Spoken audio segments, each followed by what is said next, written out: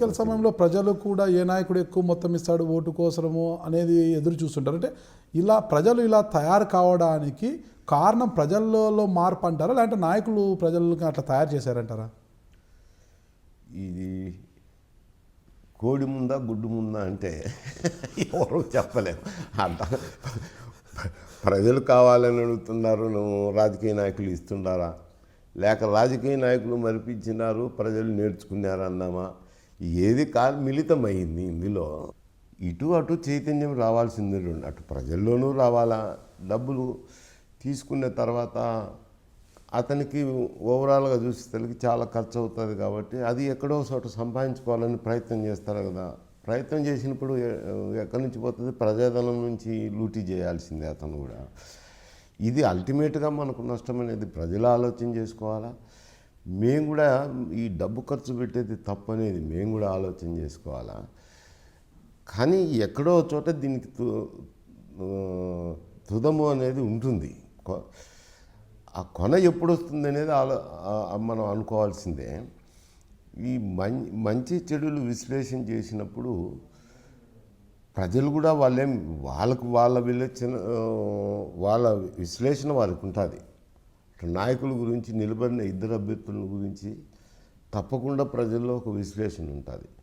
మళ్ళా డబ్బులు ఖర్చు అయినా కానీ ఎన్నికే ఇదేమో ఒకరే అవుతారు కదా, అప్పుడు మళ్ళీ విశ్లేషణ చేసి ఓట్లు వేస్తుంటారు. ఏదో డబ్బు ఇచ్చిన ఇద్దరు ఇస్తారు కాబట్టి వారి ఇష్ట ప్రకారం వాళ్ళు ఎవరి మీద అభిమానం ఉంటుందో వారికి వేసుకుంటారు. ఆ విశ్లేషణ అయితే ఉంటుంది, తప్పకుండా ఉంటుంది. మంచా చెడా, ఈయన మంచోడా చెడ్డోడా, ఈయన ప్రజలకు పలుకుతారా లేదా, అవన్నీ కూడా చూస్తారు. చూసి మంచి వ్యక్తికే వేస్తుంటారు. కానీ మంచి వ్యక్తి ఇద్దరు కూడా డబ్బు ఖర్చు పెట్టాల్సింది వచ్చింది.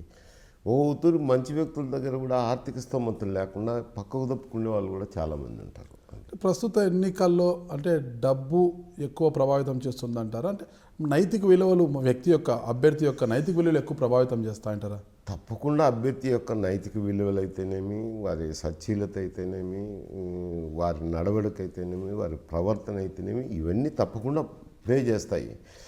కానీ అవతల వ్యక్తి ఎవరు డబ్బు ఇచ్చి ఇంకొక సచ్చిదత, నా ప్రవర్తన, నన్ను చూసి ఓట్లేయంటే అది కొంచెం ఇబ్బందికర పరిస్థితి అవుతుంది. ఇద్దరు సమానంగా పంచినప్పుడు మళ్ళీ సచ్యులకే ఓటేస్తుంటారు. ఇది ఏదేమో కూడా ఎంత డబ్బు పెంచినా కూడా డబ్బు పంచిన వ్యక్తికి విజయం అయితే ఖరారయ్యేది కాదు. అదే నైతిక విలువలు కూడా ఉండాలి అంటారు. ఉండకుండా తప్పదు. మనం నైతిక విలువలు మినిమం, మ్యాక్సిమం ఉండవులేండి, మినిమం ఉంటాయి. ఆ మినిమం పాటించకపోతే ఆయనకు కష్టమవుతుంది. కానీ పూర్తి నైతిక విలువలు పాటించి డబ్బులు లేవనుకున్నప్పుడు రాజకీయాల నుంచి పక్కకు తప్పుకోవాల్సిన అవి కూడా ఉన్నాయి, దృష్టాంతాలు కూడా ఉంటాయి. ఇప్పుడు ప్రభుత్వాల పరంగా రాబడి గురించి చెప్పారు మీరు. ఇప్పుడు తీసుకుంటే ప్రస్తుతం ఇప్పుడు రాష్ట్ర విభజన నేపథ్యంలో ఆంధ్రప్రదేశ్ కానీ తెలంగాణకు కానీ 2 రాష్ట్రాలు అయ్యాయి. ఒకవైపు చంద్రబాబు నాయుడు లోటు బడ్జెట్ అంటున్నారు. అంటే రాబడి విషయంలో తీసుకుంటే మనకి తెలంగాణకి ఎక్కువ ఉందంటారా, ఆంధ్రాకి ఎక్కువ ఉందంటారా? ఆంధ్రాకి ఎక్కువ ఉంది. అంటే జిల్లాలు ఎక్కువ ఉండే పాపులేషన్ ప్రకారం ఏ నిష్పత్తితో అయితే ఉమ్మడి రాష్ట్రంలో వచ్చిందో అదే నిష్పత్తి పాపులేషన్ ప్రకారము తెలంగాణకు ఆంధ్రాకు వస్తుంది. మాకు అంత ఆదాయం లేదు.